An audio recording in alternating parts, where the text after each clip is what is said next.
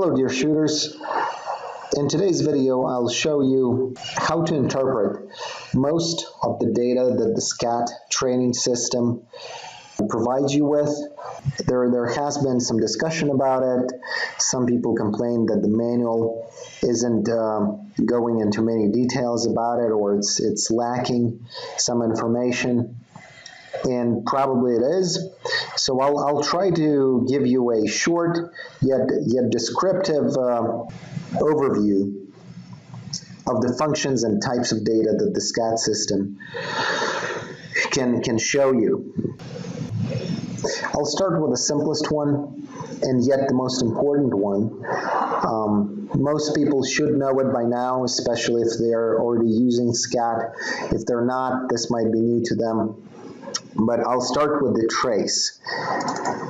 So for each of your shots, you can replay your aim point trace movement, and you can see exactly where your aim point was before and after the shot. You can see your follow through and all the other things. I'll take a second here to explain what the different colors are. Most people should know this by now. The green is the general aiming process of the shooter as he is closing in on the bull. He's coming closer to that X. And you can see his hold.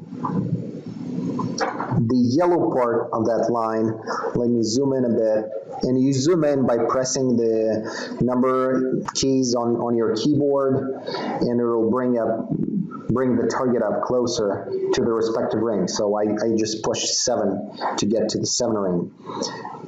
So I was talking about the yellow line. The yellow line starts 1 second before the shot. That's generally when the shooter is most concentrated. He prepares to take that shot. The blue portion of that line, the shortest blue portion, is 0.2 of a second before the shot. And that is generally the time it takes to operate the trigger. And from just looking closer at this trace here, we see that this yellow curve is going in one direction. Then as soon as the blue line starts, all of a sudden the curve changes direction and goes into a completely opposite way, and the shot ends up being right there on the 9 ring. But what this line tells me is that the shooter was actually right there, right where that line changes direction that abruptly. He was right there when he started pulling the trigger. And this is where the shot ended up being due to him jerking the gun a bit. So if the trigger work would have been better, he would have made it a 10. The red obviously is the follow through.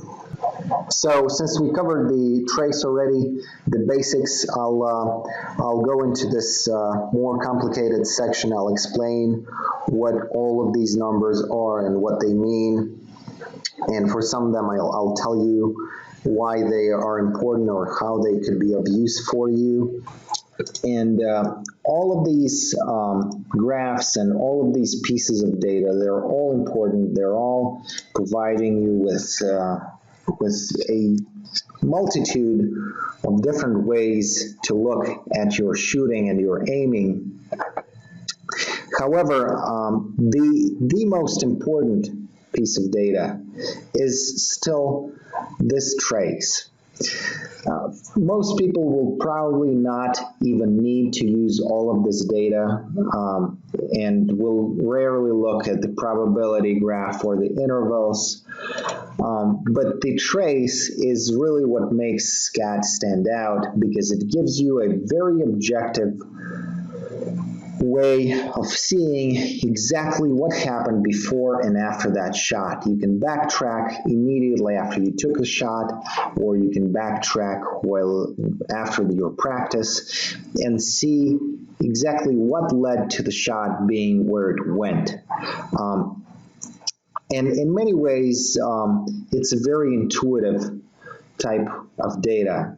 Unlike the other ones, unlike all these digits and all these graphs, the trace is very intuitive. Once you start using the system and once you get to understand it a little better, you won't need any explanation to tell you what exactly went wrong. You will look at this trace and you will have a fairly clear understanding of what really happened in that last shot. Why isn't it a 10?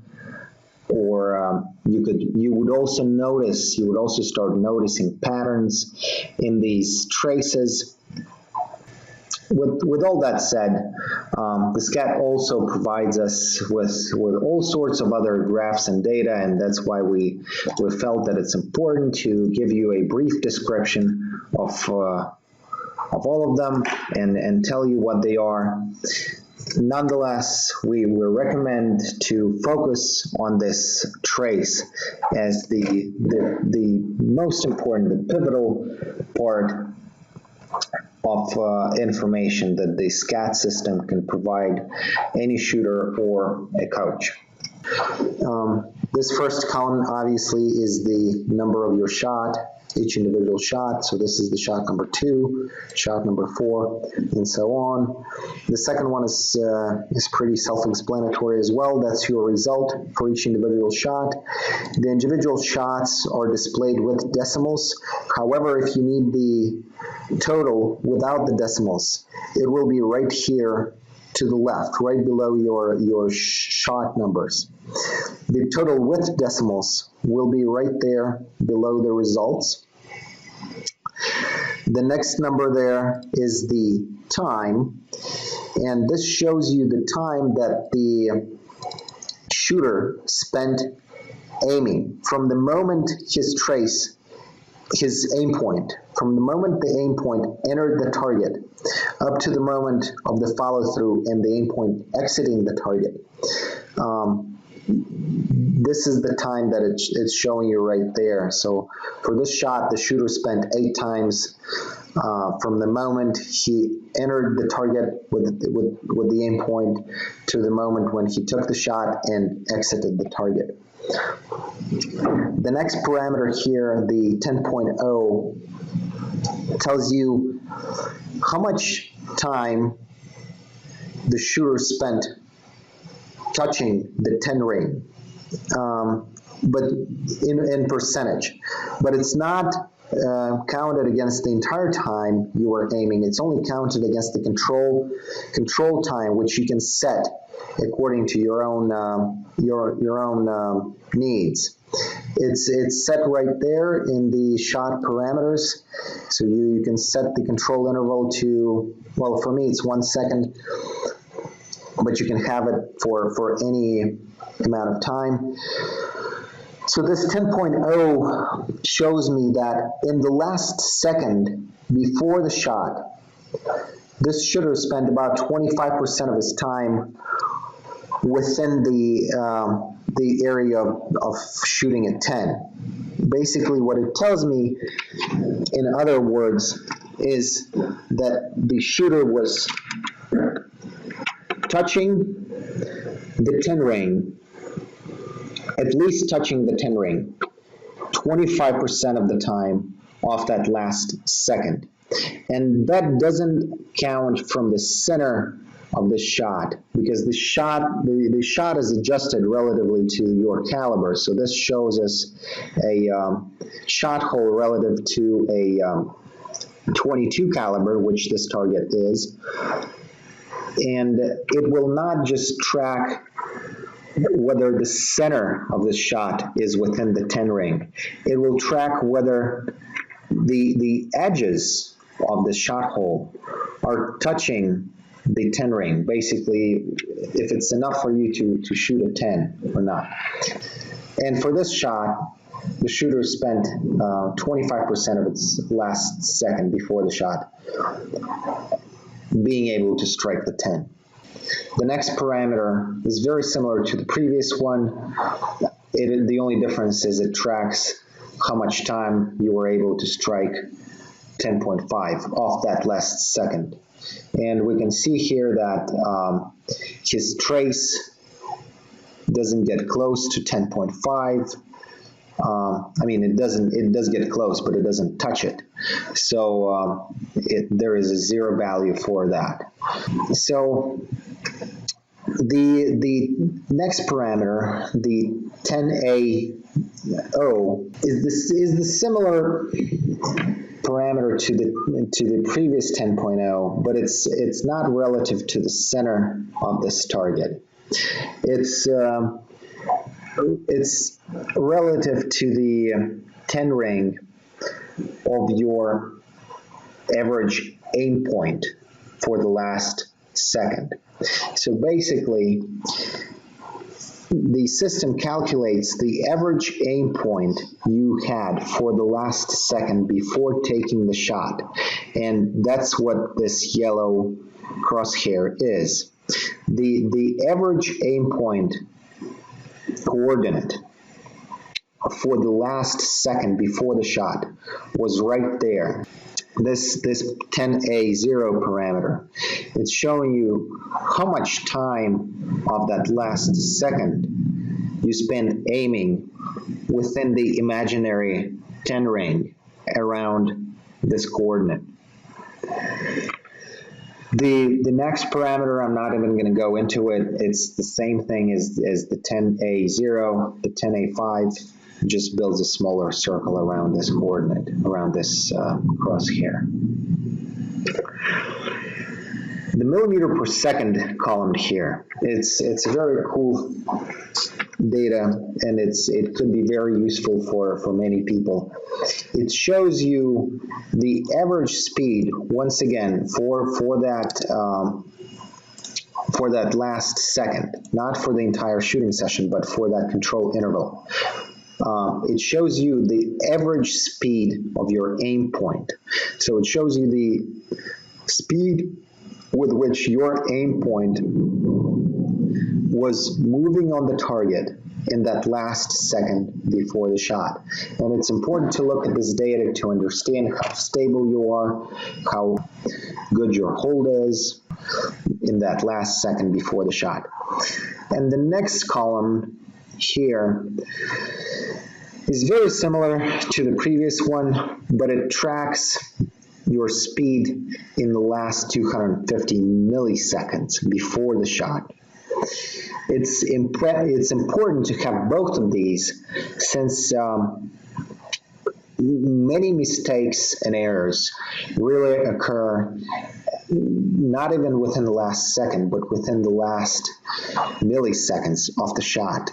And by tracking these numbers, both of these numbers, you can compare whether right before the shot you were more concentrated, or maybe you jerked the gun somewhat and the speed increased. So basically what you need to be looking for is for this number, the speed in the last 250 milliseconds. It should be equal or less to your average speed for the last second. If the number increased, it means that you've either jerked the gun a little bit, or something went, you accelerated in the last 250 milliseconds. And most of the time, it's probably not a good thing.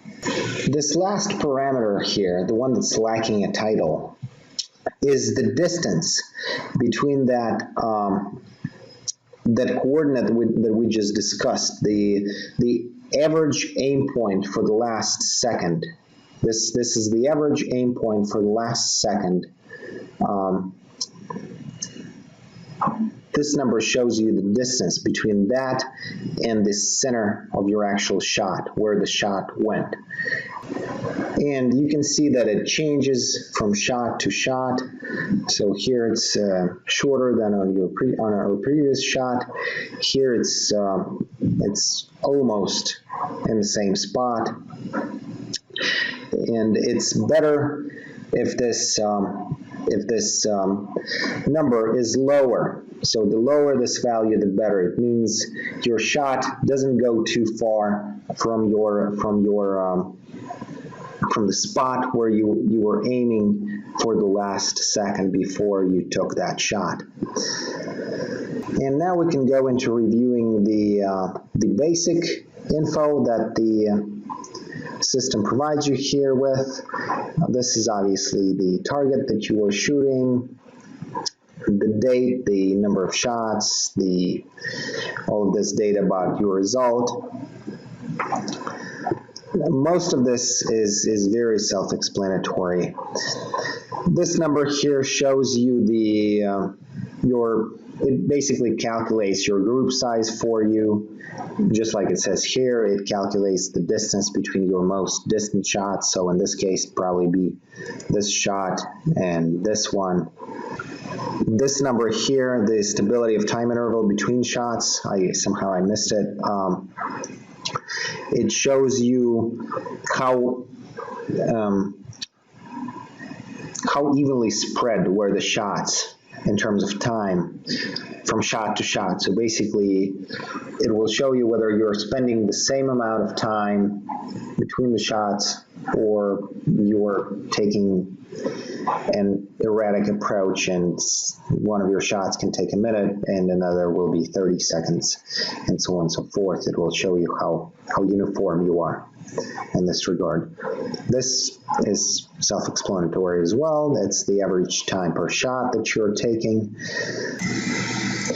The next parameter, the stability of aiming.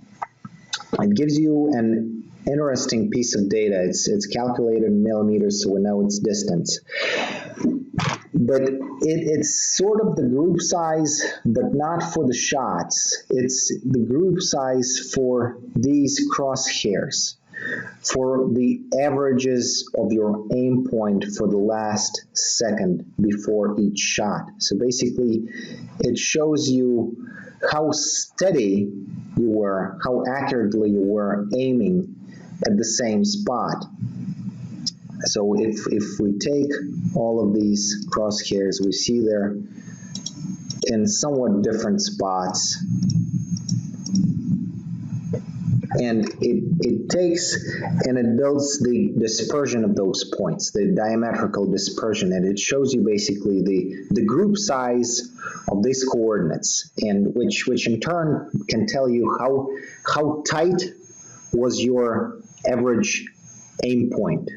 Okay, obviously the tighter it is, the better. It means the more tight your hold is in the last second on that one spot. Let's go back to the information page. The accuracy of shooting just gives you the average distance between this coordinate and the center. Okay, so it calculates all of these distances, the distance between the center of this crosshair and the center of the target, and it tells you what the average for that is. So in our case, it's 7.6 millimeters. This number here, the average steadiness, it's pretty much you can see it there too. It's the average of these numbers, which I explained before, so I'm not going to go into it again. The average length, it's also shown here, by the way, but it's not really, as we found out, this is not really length. This is speed for the last second. So the average speed for this session was 45.6 millimeters per second. And it also breaks it up for you in horizontal and vertical values. So we can see that horizontally this shooter was moving a little more or a little faster than vertically. The elliptical factor parameter shows you the ratio of your average shot dispersion against the x and y axis. So here we see that it's more horizontal than vertical, and it basically shows you how elliptical your dispersion for the shots are. This just shows you how much you've set up your control interval to be. And I also noticed that I missed some of the things here. In the average time per shot, this first number obviously shows you the average, but these two show you the shortest time it took you to shoot and the longest one. So these are the two extremes.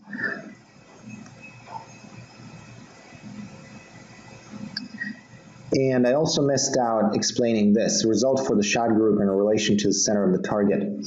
Basically, the system also calculates what the average position, let me zoom it in a bit. The system also calculates what the average position of all of your shots are. And for this shooter right there, for this session, this crosshair, this location there, is the average position of all these 10 shots is right there.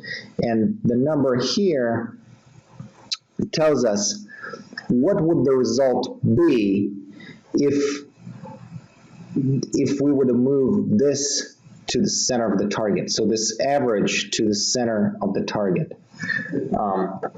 In other words, we see that on average for these 10 shots, the shooter was aiming just a little low, probably to about 7 o'clock from the X, from the perfect X. And if he would have had this average here, his result would be this number here, or 1.1 more than he does have right now. Okay, so now let's get into explaining the different graphs. This graph shows you the distance of your aim point according to the X at any given point in time before the shot. So this axis there is the time before and after the shot. So this is 0.2 of a second before the shot, 0.4, and so on. This is 0.2 of a second after the shot. And this axis here is basically the representation of our target. So this is the 8 ring, the 9 ring, the 10 ring, and this is the perfect X. This curve here shows how we were approaching the X and getting farther away from it at any given point in time. So by looking at this, I can tell you that for this shot number 9, the shooter was better off shooting 0.4 of a second earlier than he did. This is the same data, but it's broken against the X and Y axis of the target. The red line is the shooter's displacement against the X axis of the target, the horizontal line on the target. His displacement from the perfect score on the horizontal line. And the blue curve shows his displacement against the Y axis, which is the vertical axis of that target. Which, same here, this is time, and these are the scores. And if we pick a different shot, like this one, for example, we see that on the Y-axis, so on the vertical axis, the shooter was very close to striking the perfect score. However, on the X-axis, on the horizontal, he was quite a bit off. He was in the 9, and that's what he shot. And we actually see that for this particular shot, he was much more stable vertically than horizontally. You see how this curves are? It's definitely not as uniform as this blue curve. And you can see this same thing here. He was much more stable against the Y-axis, against the vertical axis, than the horizontal X-axis. And this is probably what a great curve should look like. So he comes in, he's unstable, he's moving around, and then as he gets closer, he gets less and less and less unstable. The last thing I want to say is this graph is, if you really think about it, it's really just another interpretation of this trace. So it's another way of looking at your trace. You can see this data in the trace, and this just breaks it down for you against a flat surface, so it doesn't look like a pasta bowl. It's all broken down on a flat surface, but you see how much time you spent within the 10 ring and what you did exactly right before the shot. Oh, and the last thing I forgot to mention, that you can have this graph not just for that for one control interval. You can have it for two control intervals. So this breaks it up down to 1 second. Remember when we looked at those shot parameters, there were two control intervals here for 1 second. The control interval number 2 is set for 2 seconds. So you can either view these graphs for the last second before the shot or for 2 seconds. Now let's go on to our coordination graph, which gives us the average of all of these distance graphs for individual shots. This gives us the absolute graph, the average graph for the entire shooting session. And it's a very good piece of data to see and notice patterns on how you are behaving generally during this shooting session. And it's also good to compare this with your shooting practices with SCATT from like 3 months or 6 months ago. So basically to track your progress, and you can notice patterns easily with this graph. So this shooter was usually, on average, he was coming up to the target, and he was getting closer to the 10 about 0.5 of a second before, so about half a second before he was close to 10, and he was shooting right away within half a second from getting close to the 10. He was taking the shot, which sort of gives us a sense that he was rushing his shots. He didn't get into the 10 and then aim for a second or 2 seconds. He got there to the 10 and took the shot right away. We can also see that he really pulled that trigger here. The last 2 tenths, we can see that he's pulling that gun away from the 10 with the trigger, but then he brings it closer a bit with his muscles, with his muscle memory, and we'll also see it in the next graph. I'll get to it in a second. And for this graph as well, you can have two control intervals, so for 1 second and for 2 seconds. Now let's get to the shift graph, which shows us the potential result, the total result you would get if you would shoot at a different time. So if this shooter would have shot about 0.2 of a second before, he would have gotten something around a 97, okay, from 96 that he got there. This is without the decimals. The next graph is the speed, and that's a very straightforward and a useful graph too. This is the graph for the current shot, the one that we have highlighted here. The top one is the average, and it shows you the speed of your aim point. Just like this piece of data here, but this is the average for the last second, while this is the graph of how your speed increased and decreased before the shot.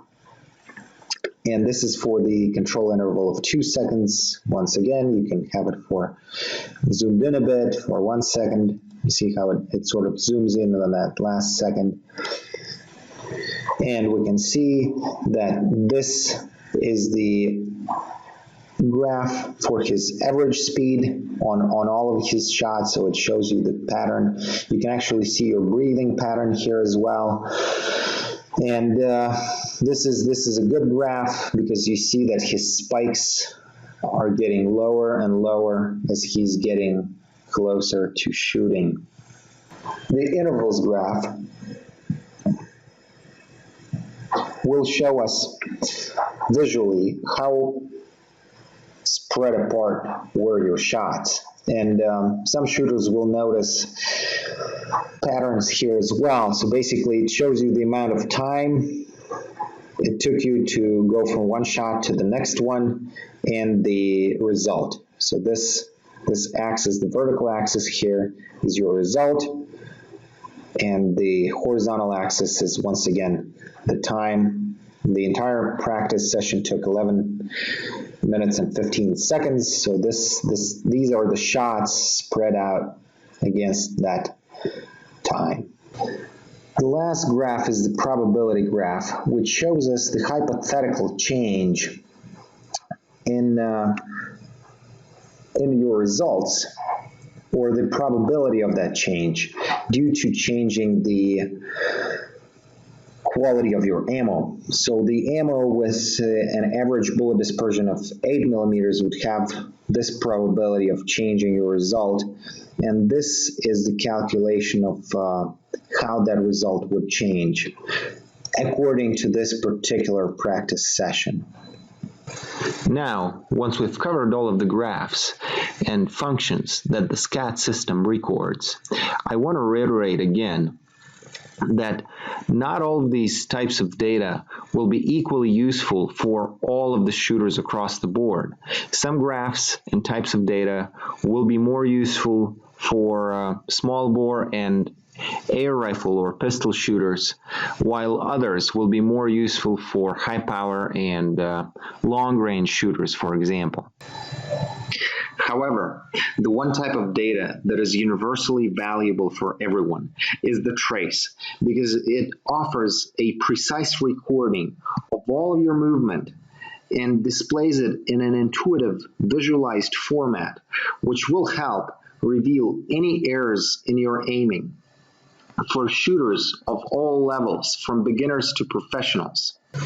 For beginners, it can significantly shorten the learning curve because they will be able to see those big errors and mistakes on the screen and understand them better and get rid of them at the initial stages of their practice, not having to suffer through them for a long time. For professionals, it will be able to show even the most subtle errors, ones that are hard or next to impossible to catch with the naked eye. Thank you for watching. Subscribe to our channel for more valuable videos on training with the SCATT system, and have a nice day.